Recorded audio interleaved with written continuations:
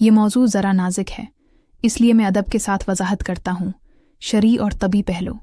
शरीयत में, इस्लाम में जमा हम बस्तरी के मुख्तलफ अंदाज मना नहीं किए गए जब तक वो फितरी रास्ते से हो और दोनों की रज़ा शामिल हो, यानी खड़े होकर, बैठकर या लेटकर, सब जायज़ हैं, बशर्ती का तरीक़ा दरस्त हो और किसी को तकलीफ़ ना हो।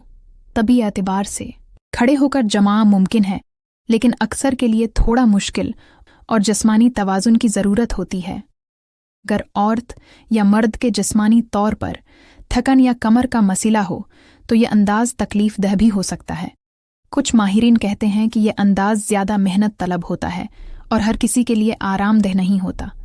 खिलासा, खड़े होकर जमा शरअन जायज़ है, लेकिन बेहतर है कि दोनों की सहूलत और आराम को देखा जाए। मकसद हमेशा मोहब्बत, सुकून और एक दूसरे की खुशी हो।